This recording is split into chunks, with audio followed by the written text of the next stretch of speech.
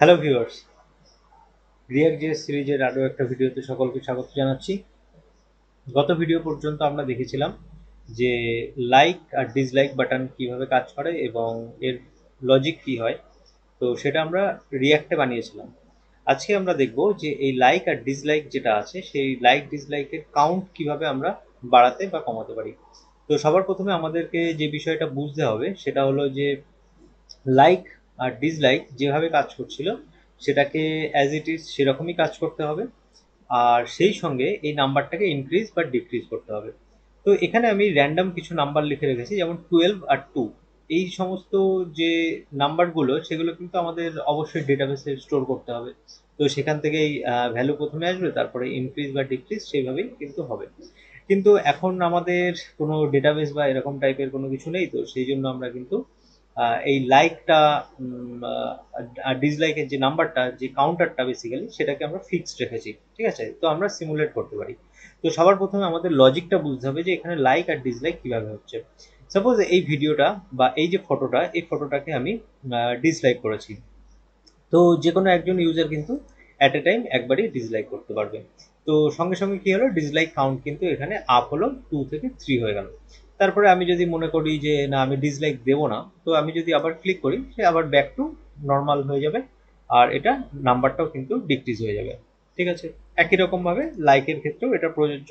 তো এই 12 আর 13 যেটাই দেখছেন, এই যে লাইকের নাম্বারটা বা ডিসলাইকের, এটা কিন্তু কমপ্লিটলি একটা আরবিটারি নাম্বার, মানে আমি জাস্ট র্যান্ডম একটা নাম্বার বসিয়ে রেখেছি এখানে। তো এবার সাপোজ আমি এটাকে ডিসলাইক করেছি। ঠিক আছে, আমি একজন পার্সোনাল ইউজার, আমার সিঙ্গেল ইউজার, আমার ইমেল আইডি দিয়ে আমি এটাকে লগ ইন করেছিলাম। তো আমি বলছি ইউটিউবের কথা, যে ইউটিউবে যে ফিচারটা আছে বা ফেসবুকে যে ফিচারটা আছে, তো যেটাই ধরুন, সেখানে এটা কিভাবে কাজ করছে, আমরা এই লজিকটা কিভাবে সাজাতে পারি। তো আমি যেহেতু অলরেডি ডিসলাইক করে দিয়েছি, তাহলে নিশ্চয়ই আমি এটাকে লাইক করতে পারি না। বা আমি যদি লাইক করার চেষ্টাও করি, তাহলে আমার ডিসলাইকের কাউন্ট কমাতে হবে, আর সেই সঙ্গে লাইকের কাউন্ট কিন্তু এখানে বাড়িয়ে দিতে হবে, তাই না? কারণ আমি যেহেতু একটা লাইক করেছি, তো লাইকের পরিমাণ বাড়বে 12 থেকে 13, আর ডিসলাইক কিন্তু সেক্ষেত্রে কমে আসতে হবে, কারণ আমি তো ডিসলাইক করিনি। তো এটা যেমন অল্টারনেটিভলি কাজ করছে, যে অ্যাট এ টাইম লাইক বা ডিসলাইক একবারই করা যাচ্ছে, আর সেই সঙ্গে আমাদের এটাও খেয়াল রাখতে হবে আমি যদি লাইক করি তাহলে ডিসলাইক কমিয়ে দিতে হবে। আর আমি যদি একবার লাইক করে ফেলি, তারপরে যদি আমার ইচ্ছা হয় যে আমি এখন ডিসলাইক করব, তাহলে সেক্ষেত্রে কিন্তু আমি যে লাইকটা দিয়েছিলাম, যেটা 12 থেকে 13 হয়ে গেছে, সেটাকে কিন্তু কমিয়ে দিতে হবে। ওকে, তার মানে কিন্তু এটা একদমই না যে এখান থেকে একটা নাম্বার বেড়ে এখানে চলে আসছে বা এখান থেকে একটা নাম্বার কমে লাইকে অ্যাড হচ্ছে, এইরকম কনসেপ্ট না। ওকে, কনসেপ্টটা হলো এরকম, লাইক যদি একবার বেড়ে যায়, তো তার সেই বাটনের ওপরে যদি আবার ক্লিক করি, তাহলে কিন্তু লাইক কমে যেতে হবে আর লাইকটা কিন্তু নর্মাল হয়ে যেতে হবে। ঠিক আছে, আমি কিছুই করলাম না এই ক্ষেত্রে। একই রকম ভাবে আমি যদি একবার ডিসলাইক করে ফেলি, তো নাম্বারটাও বাড়বে। আর এরপরে আমার যদি মনে হয় যে না আমি ডিসলাইক করবো না, তো সেক্ষেত্রে আবার নাম্বারটা কমিয়ে দিতে হবে। এই হলো একটা জিনিস। আরেকটা জিনিস কি, আমি যদি একবার ডিসলাইক করে ফেলি, তার মানে কি ডিসলাইকের কাউন্ট একবার বেড়ে গেছে, তারপরে আমার মনে হলো যে না আমি এটা লাইক করব। তো আমি যেহেতু একবার লাইক করছি, তাহলে আমার কি হওয়া উচিত, লাইকের কাউন্ট একটা বেড়ে যাবে। আর সেক্ষেত্রে আর ডিসলাইক যেহেতু থাকলো না, তো ডিসলাইক আগে মানে প্রিভিয়াসলি যে ভ্যালুতে আহ, ছিল সেই ভ্যালুতেই এবার রিটার্ন করে যাবে। তো আশা করি বোঝা গেছে যে খুব একটা কনফিউজিং জিনিস না। যদি আমি যতটুকু অংশ বললাম একটু নিজেরা ভেবে দেখেন, তাহলে বুঝতে পারবেন। ওকে, তো লাইক ডিসলাইক আমি অনেকবার বলেছি, তো সেই জন্য একটু কনফিউশন ক্রিয়েট হতে পারে। তো আপনারা যদি ভিডিওটা একটু রিওয়াইন্ড করে দেখেন, তাহলে বুঝে যাবেন যে আমি কি বলতে চাইছি।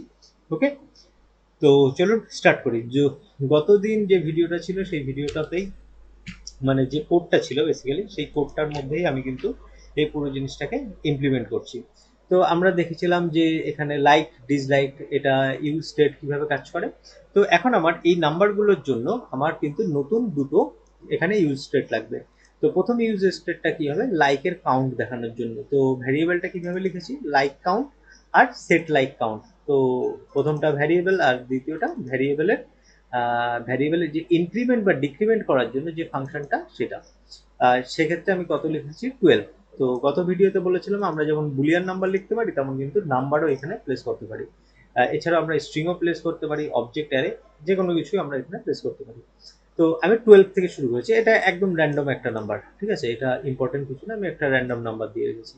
আর ধরে নিলাম যে আমার এই ফটোটা দেখার আগে 12%, যেটা মানে 12 জন লোক এখানে লাইক করে রেখেছে অলরেডি। তারপরে আমার টাইম লাইনে এসছে, এবার আমার পালা, আমি লাইক করব কি লাইক করব না।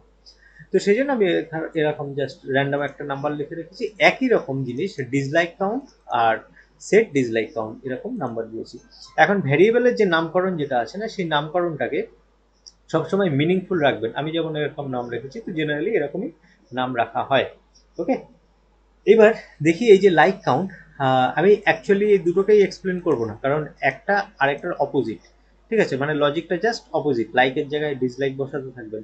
তো আমি লাইকটাকেই জাস্ট এক্সাম্পল হিসাবে আমি লাইকটাকে এক্সপ্লেন করব, ডিসলাইকটা আপনারা নিজেরাও করে নিতে পারবেন। এখন আমি এই লাইক কাউন্ট, তো লাইক কাউন্টের মধ্যে কত এসছে, লাইক কাউন্টের মধ্যে 12 এসছে। আমি যদি এখানে মাউস নিয়ে দেখাই, দেখুন এখানে নাম্বার দেখাচ্ছে, তার মানে এর মধ্যে 12 আছে। তো সেটা কিভাবে প্রমাণ করতে পারি, তো আমি একটু যদি নিচে চলে আসি, দেখুন আমি লাইক কাউন্ট যে ভ্যারিয়েবলটা, সেটা এখানে আমি প্লেস করেছি। এই যে দেখুন লাইক কাউন্ট। তো এই যে লাইক যে সিম্বলটা ছিল, এই যে লাইক সিম্বলটা আছে, এটা বাটনের ভিতরে কিন্তু আমি প্লেস করেছি। আর যেহেতু এটা একটা ভ্যারিয়েবল, তো অবভিয়াসলি আমাকে কিন্তু সেকেন্ড ব্র্যাকেটে লিখতেই হবে। তো 12। এখন আমি এটা চাইছি যে এটা ব্র্যাকেটের মধ্যে রাখতে, মানে এই যে ফার্স্ট ব্র্যাকেট যেটা দিচ্ছি, এই ফার্স্ট ব্র্যাকেটটা কিন্তু এক্ষেত্রে আমাদের কি হবে, এই যে দেখুন এই নাম্বারটা কিন্তু এইরকম ব্র্যাকেটের মধ্যে চলে এসেছে। একই রকম ভাবে যে ডিসলাইক কাউন্ট যেটা আছে, তো এটাকে আমি ব্র্যাকেটের মধ্যে রাখছি, তাহলে আমাদের বুঝতে সুবিধা হবে অ্যাকচুয়ালি, যে এখানে আমার দুটো ডিসলাইক আছে, 12 লাইকস আছে আর 2 ডিসলাইকস আছে। ঠিক আছে, এবার আমরা কি করতে পারি, এখন এই যে লাইকের মধ্যে লাইক করার জন্য আমরা যে বাটনটা ইউজ করেছিলাম, সেই বাটনের মধ্যে কিন্তু হ্যান্ডেল লাইক বলে কিন্তু অলরেডি একটা ফাংশন রয়েছে, যেটা আমরা গতদিন কাজ করেছিলাম। তো সেখানেই আমরা একটু ইমপ্লিমেন্ট করব এই নাম্বারের ভ্যালুটা কিভাবে করা যায়। ওকে, তো এখানে আছে আমার সেই হ্যান্ডেল লাইক, আর এটা হলো হ্যান্ডেল ডিসলাইক। তো হ্যান্ডেল ডিসলাইক যে বাটনটা আছে, সেই বাটনের যে ফাংশনটা, সেটা আমি আপাতত অফ রাখছি। আমরা আগে এই লাইকটাকে বুঝে নিই। তো দেখুন, যদি আমার কেউ লাইক করে, মানে আমি যদি এখানে লাইক করতে চাই, তার মানে কি হবে, লাইকের ভ্যালুটা প্রথমত ফলস ছিল, তো ফলসের আগে যদি নট সিম্বল বসে, তাহলে কি হয়, ট্রু হয়। তাহলে কি হবে, ট্রু হলে আমরা কি জানি, ইফের ভিতরে যদি ট্রু লেখা হয়, তাহলে কিন্তু এই কোডটা রান হবে, তাই তো? এটা তো বুঝি আমরা, হ্যাঁ। তো লাইকে যদি কেউ লাইক ট্রু করে, মানে এই লাইক বাটনে ক্লিক করে, তাহলে এই লাইক বাটনের ভ্যালুটা ট্রু হচ্ছে, ফলস থেকে ট্রুতে রূপান্তরিত হচ্ছে। সেক্ষেত্রে সেট লাইক কাউন্ট, এই যে দেখুন আমি যখন এখানে হাইলাইট করছি, এটা কিন্তু হাইলাইট হচ্ছে। তো সেট লাইক কাউন্টের নাম্বারটা কত ইনক্রিমেন্ট হচ্ছে, লাইক কাউন্ট মানে এই ভ্যারিয়েবলটা কত ছিল, 12, 12 প্লাস 1 13। ওকে, তার মানে আমার যখন এই বাটনটা আমি একবার ক্লিক করব, তার মানে এই লাইকের মানটা ট্রু হয়ে যাবে। তো সঙ্গে সঙ্গে আমার সেট কাউন্ট যেটা আছে, লাইক কাউন্ট, সেটা কিন্তু 1-এ পরিণত হয়ে যাবে। আর যেহেতু এই ভ্যারিয়েবলের ভ্যালুটা আমি চেঞ্জ করেছি ক্লিকের মাধ্যমে, তো 12 থেকে যেহেতু 13 হয়ে গেছে, তো সঙ্গে সঙ্গে কিন্তু এটা অটোমেটিক্যালি এই জিনিসটা রেন্ডার হয়ে যাবে। ওকে, যেহেতু পুরো এই কম্পোনেন্টটা রেন্ডার হচ্ছে, তো আমি যেহেতু ভ্যারিয়েবলটাকে এখানে প্লেস করে রেখেছিলাম, তো সেই জন্য এটা কিন্তু ইনস্ট্যান্ট আমাকে দেখাবে। ওকে, ইনস্ট্যান্ট আমাকে কিন্তু এখানে এই ভ্যালুটা ইনক্রিমেন্ট হয়ে দেখাবে। ঠিক আছে, আচ্ছা, এবার পরেরটা কি আছে, আচ্ছা যদি এখন ডিসলাইক করে থাকে, মানে ডিসলাইক, এখানে দেখুন এই যে ডিসলাইক হয়ে রয়েছে, তো ডিসলাইক যদি অলরেডি করা থাকে, তাহলে সেখান থেকে তো কমাতেও হবে, মানে কি, তো এখন আমি ডিসলাইক করে রেখেছি, ডিসলাইক যদি ট্রু হয়ে থাকে, মানে আমি শুরু থেকে বলছি যে আমি সবার প্রথমে এই ব্রাউজারে এসেছি, আমি এই ফটোটা দেখেছি, আমার এই ফটোটা যখন আমার চোখের সামনে এসছে, এই ফটোটা আমার দেখে ভালো লাগেনি, আমি একটা ডিসলাইক করে দিয়েছি। ঠিক আছে, আমার এটা পছন্দ হয়নি ফটোটা, আমি ডিসলাইক করেছি। তার মানে কি, এই ডিসলাইকের ভ্যালুটা কি, ট্রু হয়ে গেছে। তো যদি ট্রু হয়ে থাকে, তাহলে কি হবে, এক্ষেত্রে এক্ষেত্রে আমাকে নাম্বারটা কিন্তু কমাতে হবে, কারণ আমি অলরেডি ডিসলাইক করে ফেলেছি, এবার আমি লাইক করতে চাইছি, তাই না? তো সেক্ষেত্রে নাম্বারটা কমাতে হবে, আর সেই সঙ্গে আমার এই বাটনটাকেও কিন্তু ফলস করতে হবে। তার মানে আমি লাইক বাটনে যেই ক্লিক করব, লাইক বাটনে ক্লিক করার সঙ্গে সঙ্গে এটাকেও কিন্তু অফ মোডে নিয়ে চলে যেতে হবে, মানে ফলস করতে হবে, প্লাস আমাকে কিন্তু এই নাম্বারটাও একটা ডিক্রিজ করতে হবে। তো ডিসলাইকের কাউন্টটাও কিন্তু 1 মাইনাস হচ্ছে, এই যে ডিসলাইক কাউন্ট 1 মাইনাস হচ্ছে।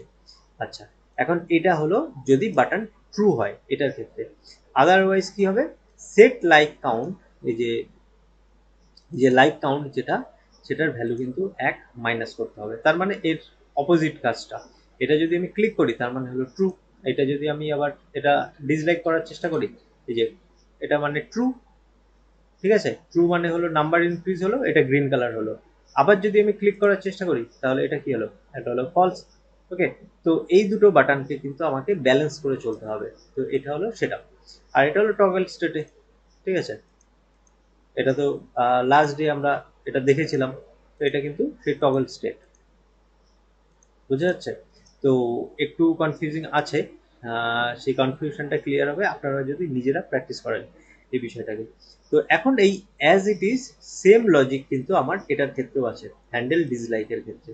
তো এখানে যেখানে যেখানে আমরা লাইকের ব্যাপারটা নিয়েছিলাম, সেখানে সেখানে কিন্তু আমাকে ডিসলাইকের কাউন্টটাকে বাড়াতে হবে, এবং লাইকের কাউন্টটা যদি কেউ ডিসলাইক করে তাহলে কিন্তু আমাকে লাইকের কাউন্টটা কমিয়েও আনতে হবে।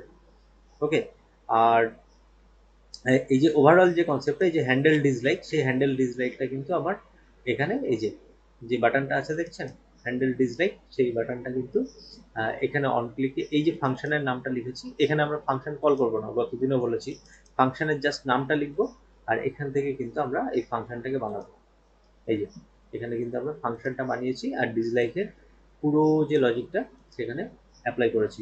এবার আপনাদের কাজ হবে এই পুরো জিনিসটাকে আপনারা দেখে দেখে লিখুন, ঠিক আছে, লিখে প্রত্যেকটা লাইন স্টেপ বাই স্টেপ এটা পড়ার চেষ্টা করুন, বোঝার চেষ্টা করুন। আপনার কিন্তু এখানে লজিকটা বোঝা দিয়ে দরকার, এখানে ইউআই কত সুন্দর হলো, আমরা বুটস্ট্র্যাপ ইউজ করছি না টেলউইন্ড, এটা এখানে খুব একটা বেশি ম্যাটার করছে না। ওকে, আপনার এই লজিকটাই কিন্তু বুঝতে হবে যে এই ইউজ স্টেট কিভাবে কাজ করছে, আর এটার ইউজ স্টেটের ওপরে ভিত্তি করে এই ভ্যারিয়েবলগুলোকে আমরা কিভাবে পরিবর্তন করছি, এবং ভ্যারিয়েবলের ভ্যালু পরিবর্তনের সঙ্গে সঙ্গে আমাদের ইউআই কিন্তু চেঞ্জ হচ্ছে এক্ষেত্রে। ওকে, তো এটাই ছিল আমাদের লাইক ডিসলাইকের কনসেপ্ট। পরবর্তী ভিডিওতে আবার নতুন একটা কোনো টপিক নিয়ে আমরা ডিসকাস করব। আজকের ভিডিও এতটুকু, পরবর্তী ভিডিওতে আবার দেখা হচ্ছে। ধন্যবাদ।